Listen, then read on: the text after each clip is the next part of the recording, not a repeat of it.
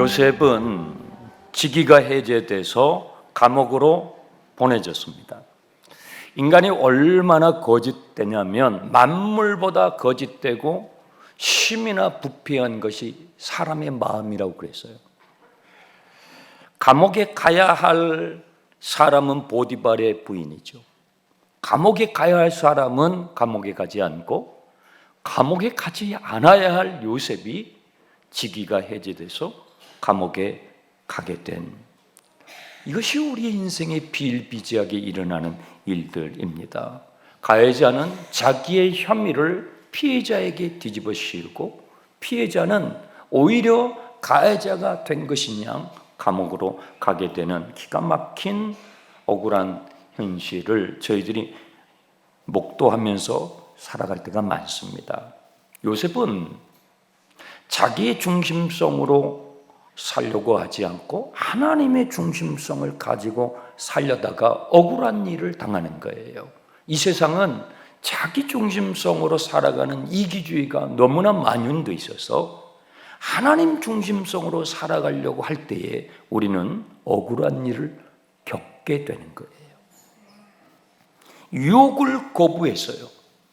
그 유혹을 거부한 바람에 감옥에 가게 된 거죠. 요셉이 죄인이라고 했던 증거물은 벗겨진 그의 겉옷이었습니다. 창세기에서 요셉의 벗겨진 겉옷이 유죄의 증거로 사용되는 두 번의 사례가 있는데, 이복 형들이 자신들의 그 혐의를 감추기 위해서 요셉의 벗겨진 채색 옷을 가지고 아버지 야곱을 속이는 장면이 있었죠. 이번에는 보디발의 처가 자신의 그 혐의를 감추기 위해서 요셉의 벗겨진 겉옷을 가지고 자기의 남편 보디발을 속이는 것입니다. 그러니까 두 번 다 옷과 관련이 있고 두 번 다 요셉 자신이 옷을 벗은 것이 아니라 타인에 의해서 옷 벗김을 당한 것이죠. 두 번 다 유혹과 관련이 있습니다. 요셉은 세겜에서 아버지 심부름을 하기 위해서 세겜에 갔다가 그 이복 형제들을 만나지 못했어요. 그러니까 집으로 돌아가고 싶은 유혹이 들었는데도 아버지 심부름을 끝까지 하기 위해서 도단으로 갔다가 옷 벗김을 당하게 된 것이에요. 보디발의 처의 그 유혹을 뿌리쳐서 요셉의 옷이 벗겨지게 됐어요. 여러분, 옷이 벗겨진다는 것, 저 사람 옷 벗었대 하는 표현도 우리가 써요. 옷 벗김이라는 것은 권위가 벗겨진다는 거예요. 권위가 추락되는 거예요. 채색 옷이 벗겨지면서 요셉은 구덩이에 던져지고 노예의 신세로 전락해요. 가정 총무의 옷이 벗겨지면서 요셉은 감옥으로 떨어지고 그는 죄수의 신세가 돼요. 옷이 벗겨질 때마다, 요셉의 옷이 벗겨질 때마다 그의 권위가 땅바닥에 떨어집니다. 점점점 밑으로 떨어지는 추락하는 인생입니다.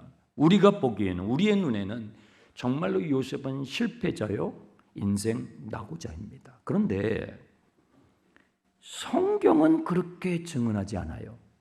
성경은 21절을 보십시오.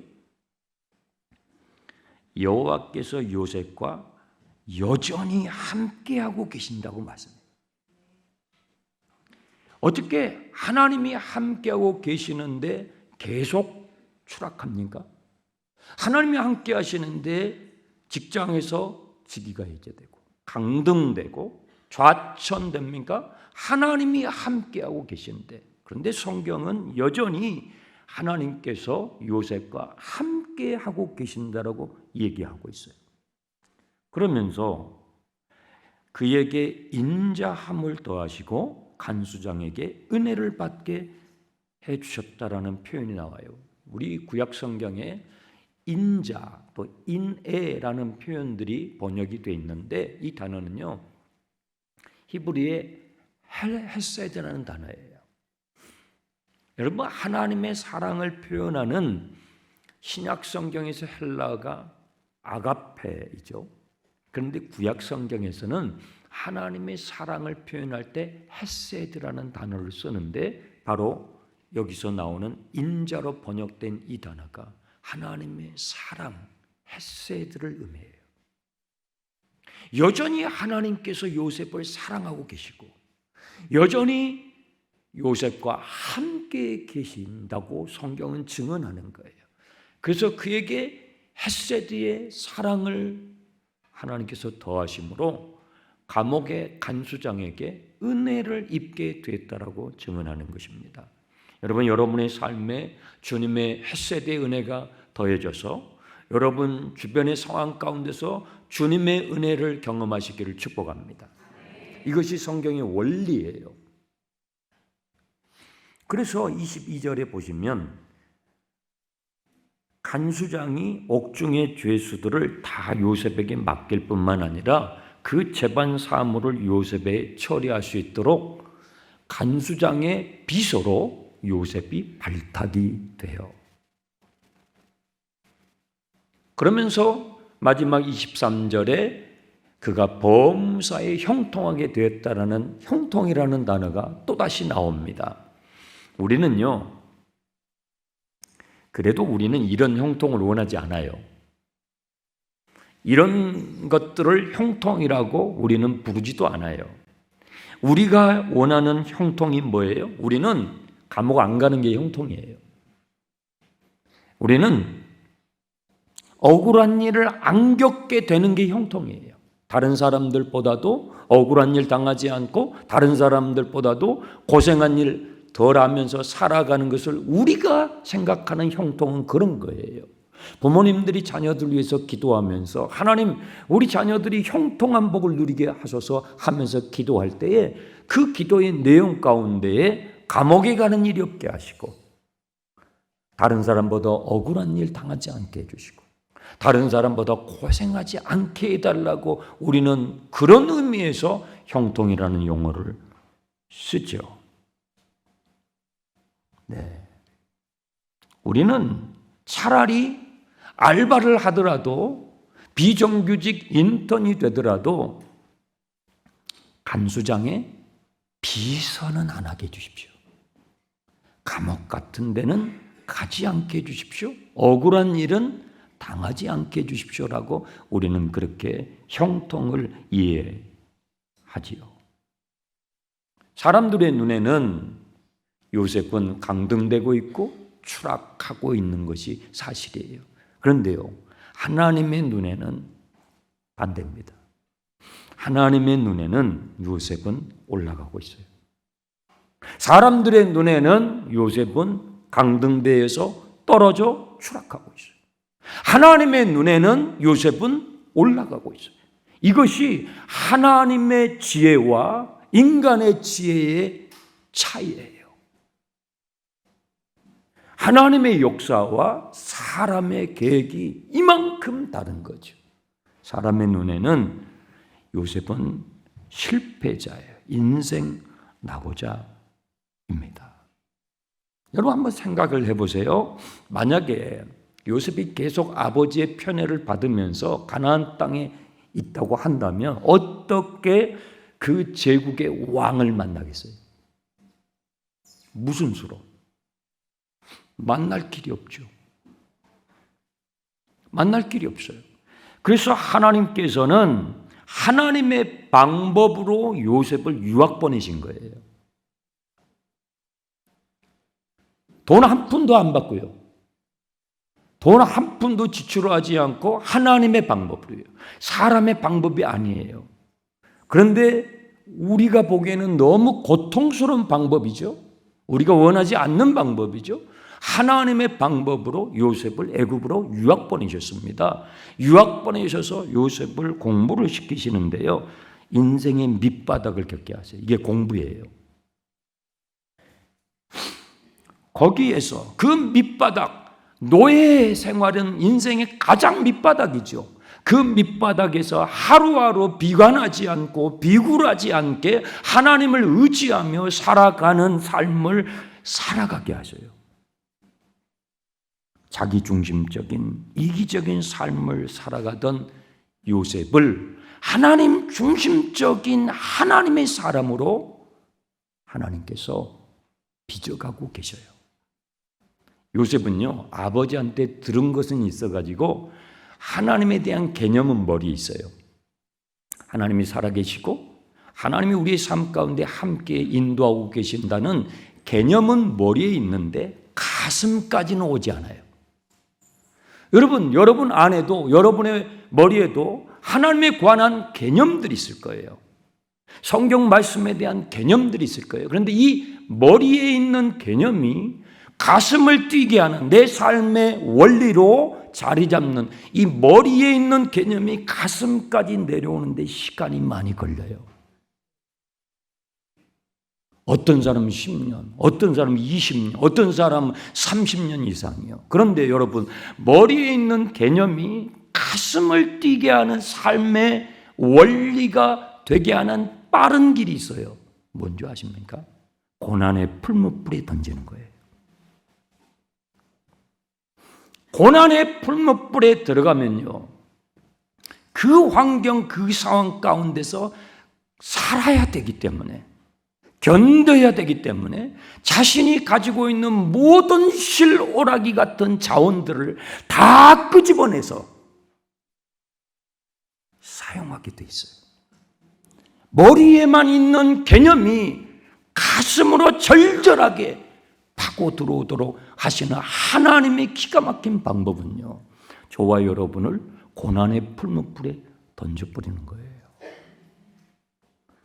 그래서 여러분, 주 안에서 고난이 유익하다고 하는 것입니다. 자기중심성에 찌들어져 있는 이 죄악의 때, 이거 어떻게 벗겨요? 학교 공부, 학원 보내면 벗겨져요? 안 벗겨져요. 고난의 풀무불에 집어넣어서 자기밖에 모르는 내가 세상의 중심이라고 하는 이 이기주의에 빠져있는 요셉의 그 죄악의 때를 고난의 풀무불에 집어넣어서 하나님이 벗기셔요. 하나님의 사람으로 당금질 하시는 것이죠.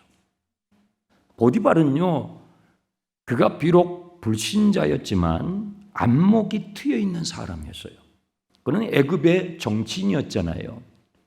그럼에도 히브리 출신 젊은 청년 노예인 요셉을 자기 집의 모든 사물을 관장할 수 있는 가정 총무로 발탁할 만큼 이 사람은 안목이 트여 있는 사람이었어요. 그 안목이 트여 있는 보디발 밑에서 요셉은요, 살림살이를 배워요. 살림살이만 배울까요? 정치를 배우고 경제를 배워요. 경영을 배워요. 기획을 배워요. 사람들 요소에 적소에 배치하는 인사를 배워요. 물류를 배워요. 여러분, 어디서 배웁니까? 어디서? 아버지의 편애를 받으면서 가나안 땅에 있으면 요셉이 어떻게 그 제국의 살림살이를 하는 법을 어떻게 배워요? 배울 수가 없어요. 그 제국의 밑바닥에서부터 상류층의 문화에 이르기까지 요셉은 그 보디발의 집안에서 제국의 문화를 배우기 시작하는 것이죠. 뿐만 아니라 상류층의 고급스러움과 동시에 상류층이 가지고 있는 어두운 부분을 보디발의 철을 통해서 겪는 거예요. 여러분, 밑바닥에 있는 사람들에게는 비극만 있는 줄 아십니까? 거기도 이극이 있습니다. 여러분, 상류층으로 올라가면 올라갈수록 거기는 희극만 있습니까? 거기도 비극이 있습니다.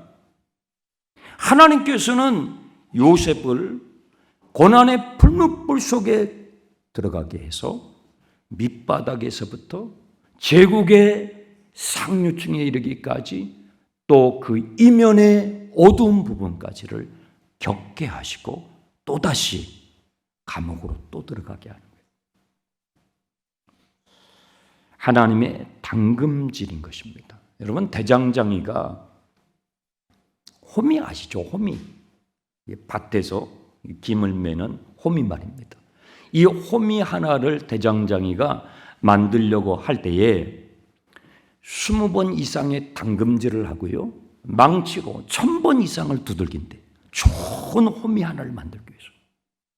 호미 하나를 만들기 위해서도 대장장이가 그렇게 많은 수고와 당금질을 하고 망치질을 하는데, 하나님께서 하나님의 사람으로 요셉을 빚는데 당금질을 안 하겠어요?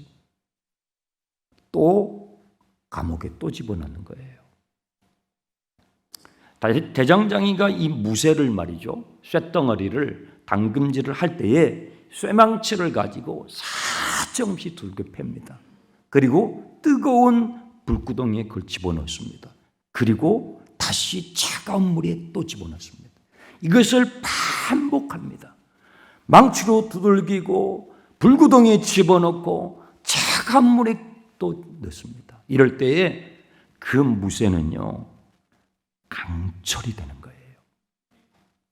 외부의 압력과 충격에도 부러지지 않는, 견딜 수 있는 강한 철이 되는 거예요.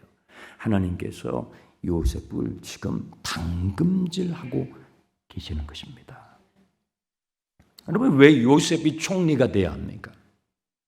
우리가 신앙생활을 할 때에 신앙의 목표를 애굽의 총리 되는 것으로 세워버리니까 여러분, 한국교회가 참 실수를 많이 했어요.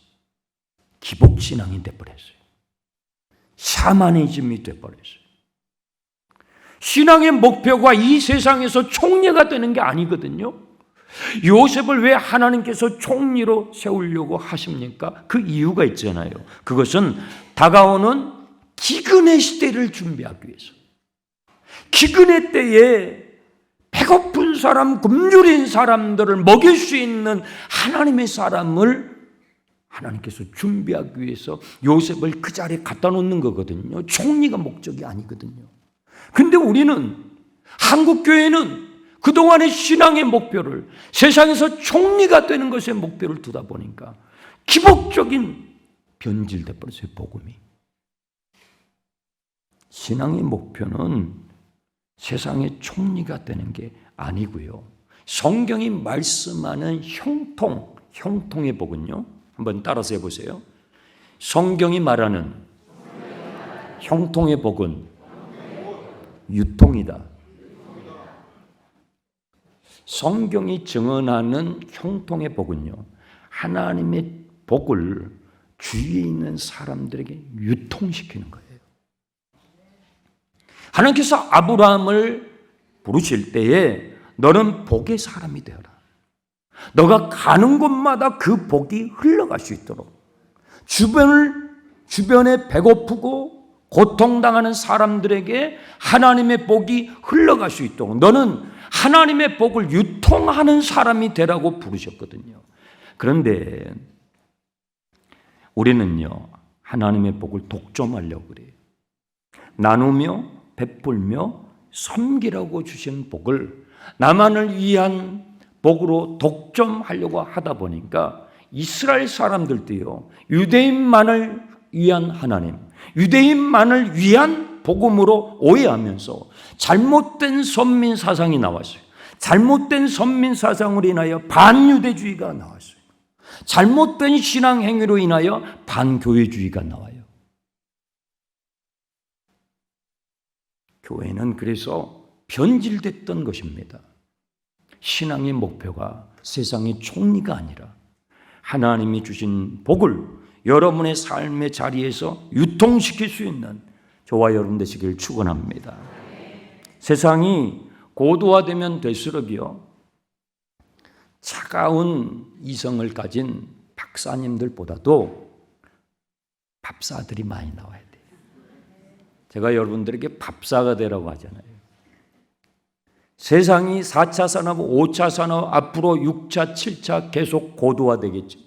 세상이 고도화될수록 이 사회가 건강해지고 이 사회가 더 나은 사회가 되려면요, 차가운 박사 10명보다도 따뜻한 밥사 한 사람이 더 필요한 것입니다. 하나님이 주신 복을 주변 사람들에게 유통시킬 수 있는, 배고픈 사람들에게 따뜻한 밥 한 그릇이라도 나누어 줄 수 있는 그런 한 사람 한 사람들이 늘어나지 않으면 우리 사회는요, 건강해질 수가 없는 것이죠. 그래서 여러분 찾아가는 목장 예배도 했던 거고요. 그래서 지금 한 품새 한 영혼 품기 세일의 기도회도 하는 거고요. 그래서 우리가 지금 홈커밍 데이도 준비하고 있습니다. 자기 중심성에 빠져 사시지 마시고 하나님의 중심성으로 옮겨가는 저와 여러분 되었으면 좋겠습니다. 여러분 주변에 배고픈 사람들, 소외된 사람들에게 따뜻한 밥 한 그릇을 나눌 수 있는, 한 사람을 품어줄 수 있는 우리 모두가 되시길 주님의 이름으로 축복합니다. 기도하겠습니다. 하나님 아버지 감사합니다. 요셉을 당금질하시는 하나님, 교회를 당금질하시는 하나님, 나도 나 중심의 삶이 아니라 하나님 중심으로 살아가게 하시고 주님의 복을 우리의 주변 사람들에게 유통시킬 수 있는 우리 장충단 교회 모든 성도분들이 되게 해 주시옵소서. 예수님의 이름으로 기도합니다. 아멘.